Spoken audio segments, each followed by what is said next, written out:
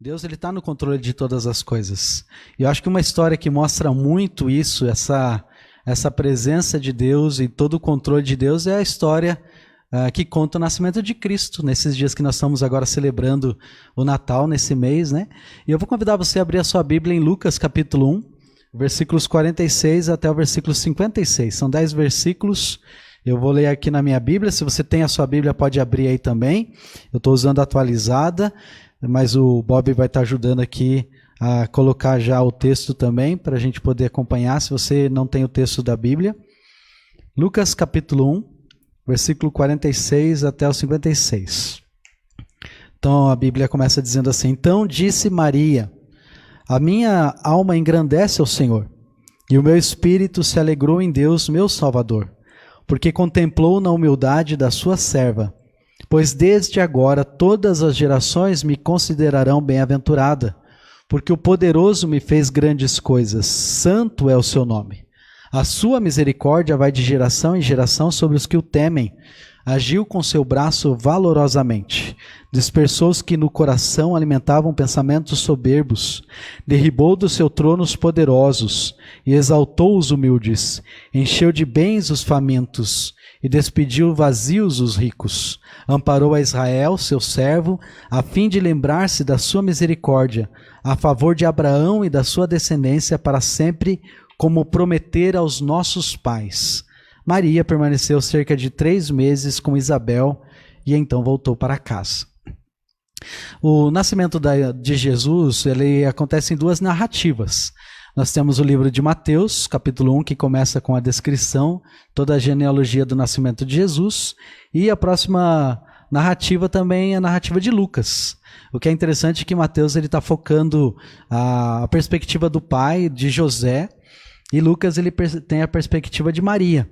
Então, essas duas maneiras de mostrar a linhagem, a descendência de Jesus Cristo, e como ele tinha o direito ao trono de Davi, mas não só isso, ele também era descendente de Abraão, e também ele era descendente de Adão, diretamente da criação de Deus.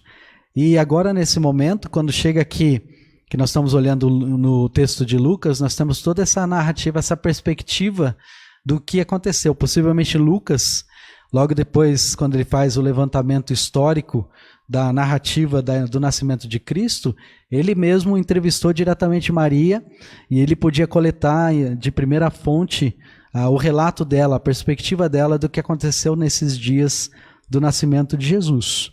Então esses versos aqui, eles são chamados o Magnificat, ou seja, a canção de Maria. E ele é chamado assim porque Maria, ela magnifica o Senhor, ela glorifica o Senhor, a sua pessoa, as suas obras, ela traz esse louvor, esse engrandecimento, né, a magnificação da pessoa de Deus. Então o texto da nossa mensagem da noite é justamente isso, engrandecendo ao Senhor. Maria, ela tomou uma decisão, ela começa falando no texto, né? A minha alma engrandece ao Senhor. Ou seja, a minha alma, ela declara a grandeza do Senhor. Maria, ela se refere a todo o seu ser quando ela fala a minha alma. Ou seja, Maria, ela está dizendo que ela escolheu fazer uma adoração ao Senhor. Uma adoração com todo o seu pensamento, suas emoções, a sua vontade. Ou seja, o mais íntimo de todo o seu ser estava ali agora diante de Deus. Maria, ela fez uma decisão. Ela escolheu engrandecer ao Senhor com todo o seu ser, mesmo diante de uma situação desafiadora que ela estava enfrentando. Através desse cântico, a gente pode descobrir como é que a gente pode agir diante de grandes desafios que Deus permite na nossa vida. Você está tendo grandes desafios nesse momento que você está enfrentando? Talvez desafios familiares.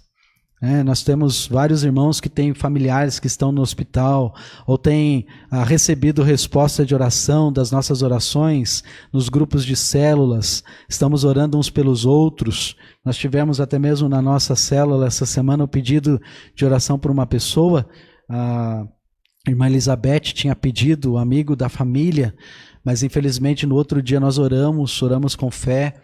Mas infelizmente no outro dia a Elizabeth mandou mensagem agradecendo pelas orações, mas informando que o Antônio ele faleceu. Então, desafios que nós estamos enfrentando. Talvez é um desafio de trabalho que você está tendo nesses últimos dias, né? Ou talvez um desafio até mesmo não seu, não na sua família, mas na família de um conhecido, de um familiar, de um amigo, que nós temos que enfrentar. Qual é o desafio que você precisa enfrentar nesses próximos dias, nas próximas semanas? Quando nós olhamos aqui para Maria, a gente pode aprender aqui 3 coisas que ela fez, que nós também podemos fazer para nos ajudar quando nós temos que enfrentar as dificuldades, os desafios, os problemas. E eu quero olhar com você aqui nesse cântico. A primeira coisa que Maria fez, ela transformou a sua preocupação em adoração. Ela transformou esse desafio que ela acabou de receber, essa mensagem que o anjo Gabriel declarou para ela, de que ela iria conceber um filho. E é bem interessante isso, é importante entender isso na história. Estudiosos acreditam que Maria tem em torno aqui de 16 a 17 anos. Então ela é uma jovem. Eu fico pensando quantos jovens, talvez um bom estudo para a gente fazer na Bíblia é quantos jovens que a gente encontra que tomam decisões de servir a Deus. Talvez você é um dos jovens da nossa igreja, da nossa mocidade. Como têm sido as suas disposições diante de Deus? Você tem tomado decisões de compromisso, de obedecer ao Senhor, de adorar a Deus, como a própria Maria fez, essa decisão de engrandecer ao Senhor com todo o seu ser? E a gente encontra tantos jovens na Bíblia, tantos jovens na palavra de Deus que fizeram isso. Então Maria, mesmo nessa idade, uma jovem que estaria hoje no ensino médio, concluindo o ensino médio, né, eu fico pensando quantas perguntas talvez ela deve ter feito logo que o anjo anunciou para ela que ela iria conceber de Deus uma criança. Pode imaginar as perguntas que ela teve? Talvez ela podia ter feito perguntas assim: o que isso vai fazer comigo e com a minha reputação? O que meus pais vão pensar de mim? Eu sou noiva, eu sou comprometida, o que José vai pensar? O que José vai fazer comigo? Será que ele vai acreditar nessa história quando eu falar para ele que um anjo fez esse anúncio? Será que as pessoas da vila vão entender o que está acontecendo comigo dentro da minha casa, da minha família? Então, realmente a gente não tem como saber o que ela pensou, mas dá para a gente perceber as atitudes que ela tomou, dá para descobrir onde é que ela chegou por causa das palavras que ela usa nesse cântico. Então, a primeira coisa, a gente vê que ela transformou a preocupação em adoração. E a adoração dela é extremamente bíblica. Esse é um detalhe interessante aqui. A maneira como ela fala, você vai encontrar aqui 16, dá para a gente encontrar 16 referências do Antigo Testamento, mostrando como a palavra de Deus estava presente no coração e na mente de Maria. Ela estava saturada da palavra de Deus. Interessante isso. E se você analisar, a gente sabe que pela história, o povo de Israel, especialmente nesses dias de Maria, os jovens, as jovens, até mesmo as moças, eram muito pouco a frequência à escola. E geralmente nem havia muita instrução, até mesmo para aprender a ler. É muito possível que Maria fosse uma moça extremamente simples, em termos de conhecimento, de entendimento, assim, de leitura. Então a minha pergunta que vem é: como é que Maria podia conhecer tanto assim da Escritura? Como é que ela podia ter acesso a essa instrução? Qual era o meio que ela tinha? Eu acredito que através da vida da sua família na sinagoga, a participação dela naquilo que eles tinham, que nós iríamos chamar da igreja dos seus dias. Então ali era onde ela podia ouvir, ela podia mergulhar a sua mente, a sua atenção nas Escrituras. E é justamente assim que a palavra de Deus funciona, irmãos. Quando você está passando por tempos difíceis, o Espírito Santo ele vai trazer até a sua mente a palavra de Deus. Ele vai ajudar você a lembrar das palavras, daquilo que você tem estudado, daquilo que você tem ouvido, das histórias que você precisa relembrar para fortalecer você, para motivar você a tomar decisões que estão de acordo com a palavra de Deus. Mas uma coisa bem importante que a gente precisa relembrar é que o Espírito Santo ele só traz à sua mente aquilo que foi colocado na sua mente. Se você não deixou a sua mente se encher da palavra de Deus, não tem como Deus ajudar você a lembrar uma coisa que você não sabe, que você nunca ouviu. Maria, ela conhecia a palavra de Deus. E por isso ela pôde desfrutar dessa bênção, de, naquele momento de desafio que ela enfrentou, ela podia lembrar das histórias, histórias após histórias, e ela fala isso nesse cântico, de como Deus a sua provisão estava chegando para o povo de Israel. Nas promessas de Deus para o povo, que culminou com a vinda daquele que seria o Salvador. E agora ela estava desfrutando da realidade dessa mensagem. Então, como é que a gente pode aplicar isso para nós? Irmãos, não desperdice as oportunidades de aprender da palavra de Deus, especialmente quando você tem os meios como a gente está tendo agora, seja presencial na igreja, seja pelos meios que a gente tem aí no YouTube, no canal da nossa igreja tem vários estudos agora, que você pode voltar, pode ouvir, pode recomendar para outras pessoas também. Então não se deixe distrair nesses momentos. Não perca a oportunidade de aprender justamente agora aquilo que talvez você vai precisar logo mais, aquilo que você vai precisar nesses próximos dias. Então você vê como a adoração de Maria foi extremamente bíblica, como ela transformou a preocupação dela em adoração a Deus, lembrando da própria palavra de Deus. E não somente foi uma adoração bíblica, como também foi uma adoração equilibrada. Você vê o tempo todo Maria falando da misericórdia de Deus, como no versículo 50, e também ela fala da justiça de Deus, como Deus é um Deus sempre misericordioso, grandioso, grande em bondade, mas também um Deus que é fiel, um Deus que é justo, que está no controle de todas as coisas. Então acho que essa primeira grande lição de Maria deve ser um grande incentivo para nós. Vamos chegar a preocupações, vamos ter medos, temores, desafios que vão chegar, mas a gente pode transformar essa preocupação em adoração. A minha avó, ela costumava ter uma frase que ela dizia assim: preocupação é como uma cadeira de balanço. Ela vai te dar algo para você fazer, mas não vai levar você para lugar nenhum. Então não deixe a preocupação ficar tomando espaço na sua mente, porque isso não vai mudar. A realidade, as situações, não vai levar você para lugar nenhum. Talvez eu diria diferente para minha avó, eu diria: não, vó, a preocupação ela vai levar você para um lugar que você não quer ir. Preocupação pode levar você para o desânimo, preocupação pode levar você para a depressão, a preocupação pode levar você para o desespero. Então não deixe isso acontecer, comece já no início, transforma toda a sua preocupação em adoração, adore a Deus, traz um cântico para o Senhor. Quais são as músicas que você tem ouvido ultimamente? Quais são o seu repertório que você tem no seu celular? Nas músicas que você ouve, são músicas que estão falando sobre Deus, são letras que estão cheias da palavra de Deus, que estão cheias do louvor ao Senhor. Comece para fazer isso, trazer coisas para a sua mente, para o seu coração, que ajuda você a não se deixar levar pela preocupação, mas ser cheio de adoração a Deus. Foi isso que Maria fez. Eu acho que esse é um bom princípio para a gente começar a fazer também. Mas ela não fez só isso, ela fez mais uma coisa. A segunda coisa que Maria fez, ela transformou também o como em quem. Ela transformou o como em quem. Olha comigo que interessante.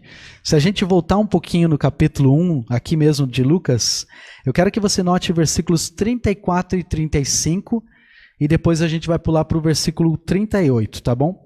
Então no versículo 34 aqui de Lucas 1, logo depois que o anjo anuncia para ela que ela vai conceber, que ela vai ter um filho que é do Altíssimo, que ele vai ser chamado Filho do Altíssimo, Filho de Deus, que o Senhor vai dar o trono de Davi seu pai, versículo 32. Versículo 33, ele vai reinar para sempre sobre a casa de Jacó, o seu reinado não vai ter fim. Nota a riqueza dos detalhes que o anjo diz para Maria. Versículo 34, Maria diz ao anjo, olha como é que ela começa: como vai ser isso? Pois eu não tenho relação com homem algum. Ela começa fazendo a pergunta: como é que isso vai acontecer? Mas sabe o que é interessante? Que o anjo não responde como. Ele não diz para ela de como vai ser, de que jeito isso vai acontecer, de que maneira ela vai conceber esse filho. Olha a resposta de Gabriel para ela, versículo 35. Respondeu o anjo: descerá sobre ti o Espírito Santo, e o poder do Altíssimo te envolverá com a sua sombra. Por isso também o ente santo que há de nascer será chamado Filho de Deus. Ele dá a resposta para ela de um modo geral. Ele fala: olha, o que vai acontecer? Deus vai cobrir você. ele vai envolver você com a sua sombra e ele vai fazer isso acontecer. Mas ele não deu detalhes. E aí, como que Maria reage? Versículo 38, então disse Maria, aqui está a serva do Senhor, que se cumpra em mim conforme a tua palavra. E o anjo se ausentou dela. Então nota aí, o que aconteceu? Maria começa com o como é que isso vai acontecer, mas ela termina com o quem. O anjo ele não diz para Maria como é que isso ia acontecer, como é que isso os detalhes da história. Ele apenas diz que isso ia ser algo que ia ser feito por Deus. E o que isso nos ensina? Se a gente olhar sempre para o como, geralmente é aquela pergunta que vem quando a gente está tentando descobrir por nós mesmos, estamos tentando ver os nossos recursos, os nossos meios. Como é que isso vai acontecer? Como é que a gente vai poder fazer isso? Acho que dá para ilustrar com a nossa promessa de fé dos últimos dias. Tínhamos um valor de 7.000, comprometido com os missionários, e humanamente pensando, uma pessoa só, como é que nós vamos fazer isso? Como é que nós vamos poder manter nossos missionários? Como é que nós vamos... E essa é a pergunta que nós fazemos natural. É a perspectiva natural das situações. Mas tem algo interessante que a gente pode aprender com Maria, que eu acho que é a mesma coisa que aconteceu hoje aqui na igreja. Se eu tivesse que fazer toda a limpeza sozinha, todo o trabalho que iria ter, toda a condição para fazer, talvez eu ia levar 2, 3 dias para poder fazer tudo. E ainda com o perigo de perder equipamento, porque eu não ia conseguir, ia ter que escolher entre uma coisa e outra, e talvez não ia nem conseguir identificar o que é importante. Mas juntos, com vários irmãos, vários de vocês que chegaram até aqui, cada um fazendo uma coisa, cada um fazendo uma parte, então nós podemos fazer isso. Isso é igreja, irmãos. Igreja não é feito por uma pessoa. A igreja ela é um corpo. Por isso o apóstolo Paulo se refere à igreja como um corpo. Nós estamos ligados uns com os outros. Até para fazer essa transmissão, eu podia ter todo o texto, todo o estudo, mas sem os irmãos se dispondo para estar aqui e correndo durante toda a tarde para arrumar os equipamentos e secar as coisas, para a gente, pela fé, acreditar que a gente ia conseguir chegar nesse momento, eu não poderia fazer nada. E isso tudo fala sobre nós, todos nós da nossa igreja, todos nós somos parte do corpo de Cristo, e você é tão importante nesse corpo como qualquer uma outra pessoa. E isso fala do como, muitas vezes nós estamos preocupados do como, mas juntos, quando nós mudamos para quem, qual é o foco que nós temos que olhar? Foi isso que Maria fez. Maria, ela reconheceu Deus, Deus está envolvido no processo. É Deus quem está junto. Você nunca está sozinho. Ainda que possa haver momentos em que você se sinta sozinho. Esses são os momentos em que Deus está sempre junto conosco. Deus estava no processo. Maria, ela não podia prever, ela não podia planejar como é que as coisas iam acontecer. Mas ela podia reconhecer no final, depois que o anjo disse, Deus é quem faz as coisas e é quem trabalha de maneira que a gente nunca pode prever. Isso é uma coisa incrível de trabalhar com Deus. Sabe qual é a coisa gostosa de trabalhar com Deus? Você não tem como planejar para saber tudo o que vai acontecer. O salmista ele já fala que os pensamentos de Deus não são os nossos pensamentos. Salmo 84, versículo 1 mostra isso. Deus ele é um Deus de surpresas, surpresas grandiosas e sempre para o nosso bem. Romanos 8, 28 diz isso. Ele sempre age para o bem daqueles que amam a Ele. Até mesmo essas circunstâncias que a gente enfrentou hoje foi para o nosso bem também. A gente talvez não sabe os detalhes, a gente não entende o que está acontecendo, mas a gente confia que Deus sabe. E Deus é tão bom, irmãos, que Ele preservou todo o nosso equipamento. Tem algumas coisinhas ali que eu acredito que ainda durante a semana, secando com calma, a gente ainda pode até recuperar um teclado, um mouse, uma coisa assim. Mas tão pequeno diante de coisas grandes que Deus nos concedeu, por causa da sua vida, da sua participação. Voltando na questão da promessa de fé, nós não tivemos só 7.000. Numa situação de crise, numa pandemia que estamos vivendo, juntos nós chegamos ao valor de R$8.000.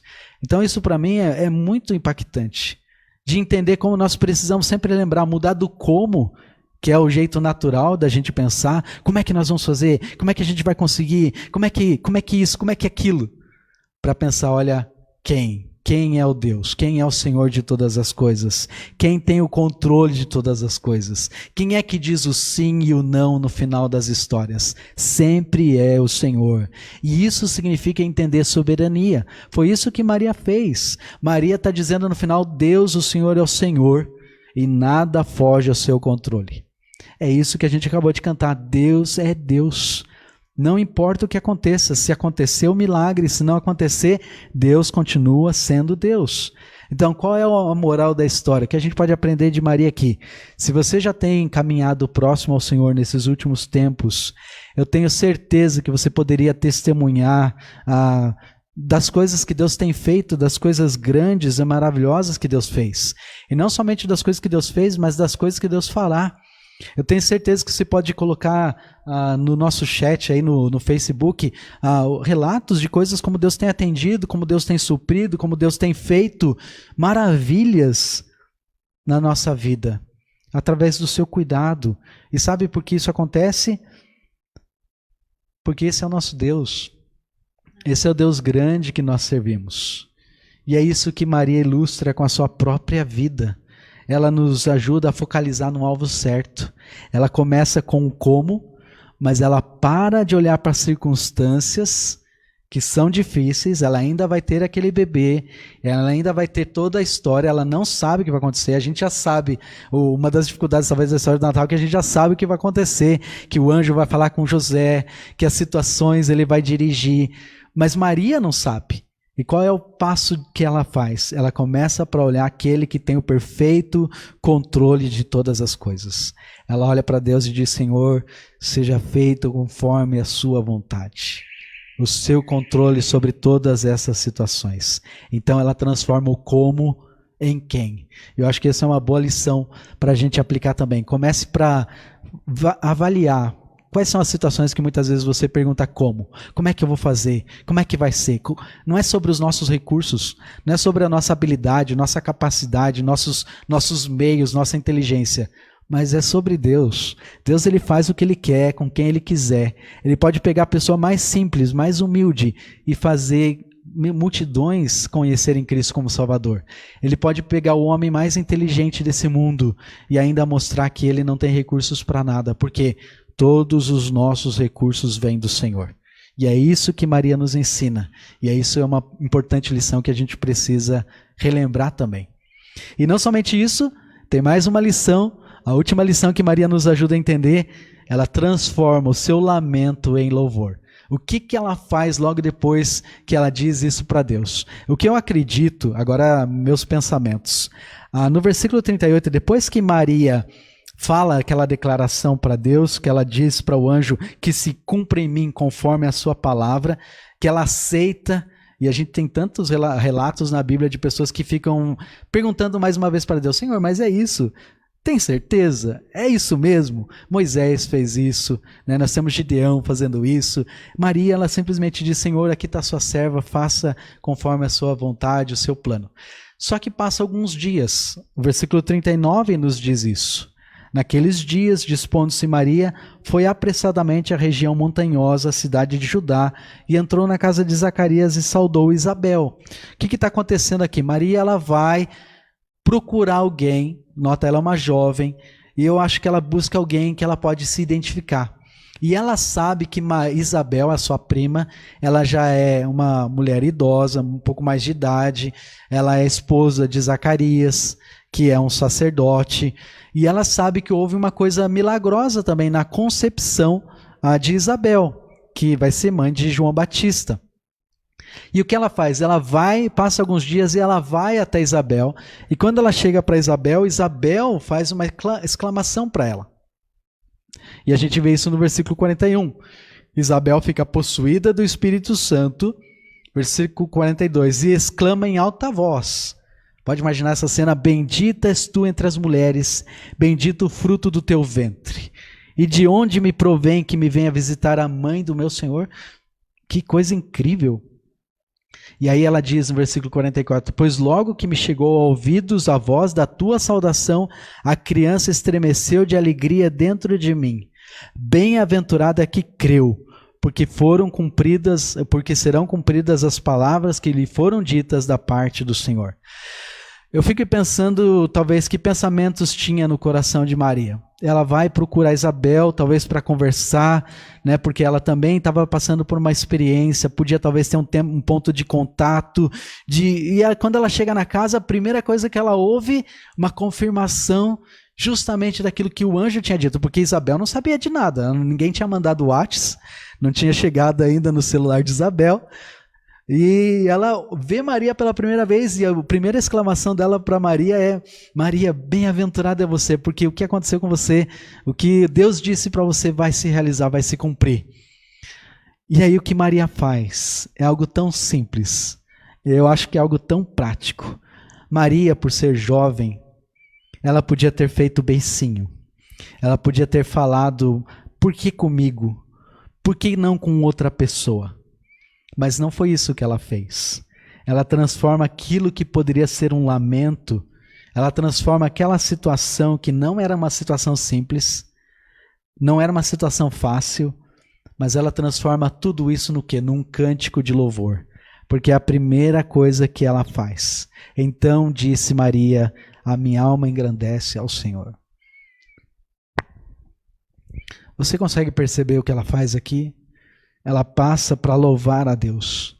Ela começa para lembrar das coisas boas que ele tinha feito, não só por ela, mas que Deus fez por todas as outras pessoas.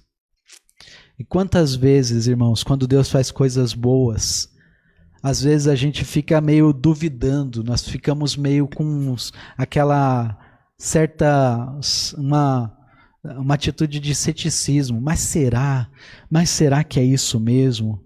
Né? Nós talvez temos às vezes, não com palavras ditas, mas em pensamentos: bem, se eu tivesse a influência que aquela pessoa tem, ou se essa pessoa tivesse a oportunidade que essa pessoa tem, então eu também poderia olhar para a situação. Mas olha só o que eu estou vivendo, olha só o meu problema, a minha dificuldade. E nós começamos para murmurar, para reclamar daquilo que nós não temos. Nós começamos para focalizar no problema que nós estamos enfrentando. E eu não estou dizendo que não são coisas sérias, coisas importantes, dificuldades reais. Mas precisamos ter a perspectiva correta das situações. Né? Precisamos olhar não para o lamento, mas para o louvor. Não focalizar naquilo que é a dificuldade, mas na oportunidade, porque isso que está acontecendo era algo que Deus estava fazendo. Ainda que da perspectiva de Maria, podia ser um grande desafio.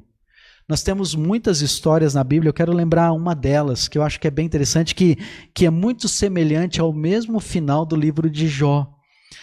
Nós sabemos que Jó foi restaurado na sua saúde 2 vezes mais de tudo que foi tirado dele, tanto de filhos quanto de riqueza, de bens. Mas você lembra como é que isso acontece na história? Depois eu vou pedir para você ler lá em Jó capítulo 42. Todo o texto, mas o que acontece é que Jó está diante dos seus amigos que estão o tempo todo confrontando ele, dizendo que ele está sofrendo por causa de um pecado, e depois Deus chega para eles e fala: não é isso, eu estou fazendo isso porque eu quero engrandecer o meu nome na vida de Jó, vocês estão errados. Agora você pode imaginar a atitude de Jó. Jó está olhando para eles, ele enfrentou toda aquela discussão, aquele desgaste emocional. E aí ele descobre que ele estava certo, que não foi motivo injusto do seu sofrimento ou por um pecado que ele fez. E que a culpa era aqueles homens realmente estavam errados. Mas o que é que Deus faz? Deus vira para Jó e fala: agora você ora por eles, para que eu não castigue eles.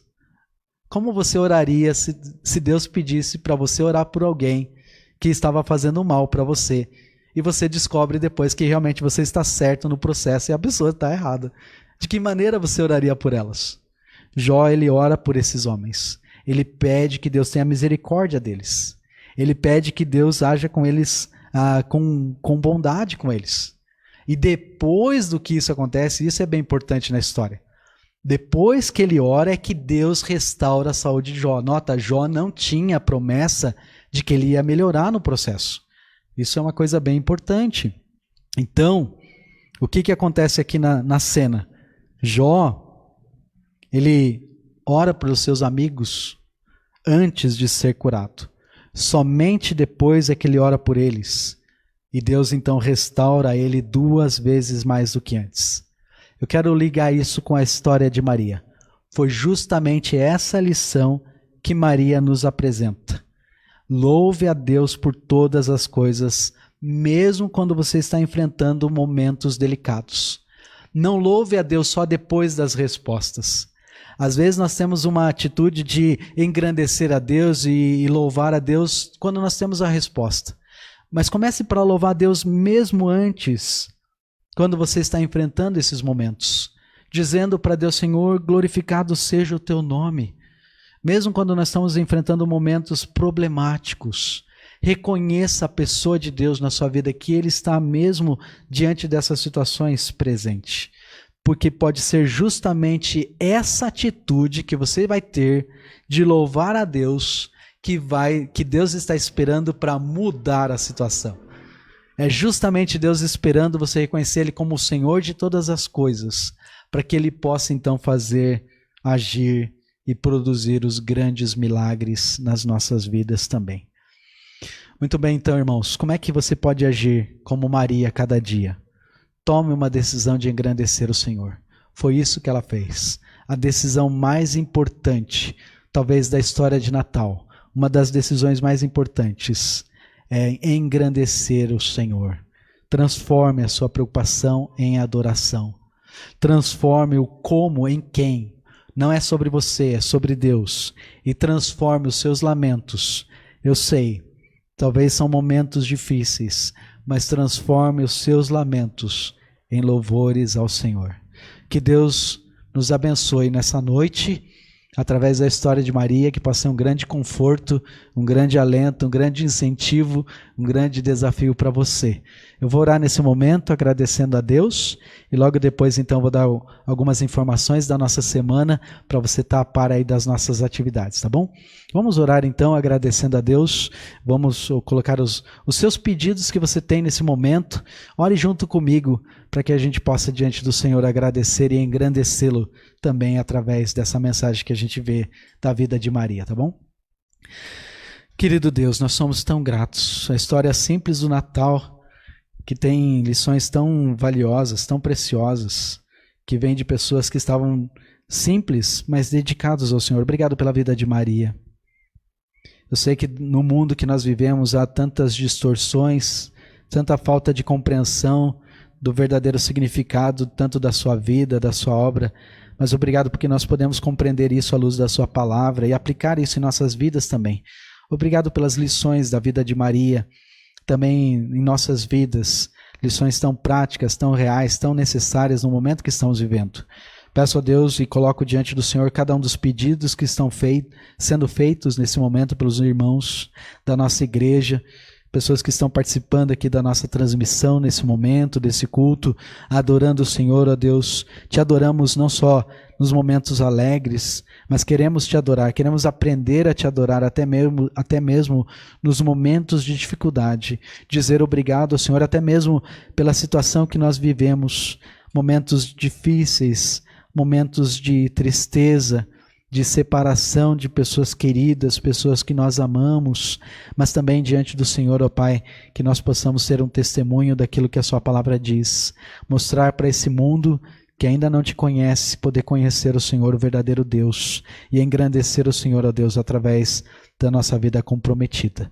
E é por isso que nós oramos, pedindo a Deus as suas mais ricas bênçãos sobre o nosso final de dia, nesse domingo, nos ajuda a ter uma semana extremamente aproveitosa, extremamente edificante, servindo ao Senhor aonde quer que o Senhor nos leve, aonde quer que nós estejamos. É por isso que nós oramos, nós te agradecemos, nós te engrandecemos em nome do nosso Salvador, o seu Filho Jesus, e é por isso que agradecemos. Amém.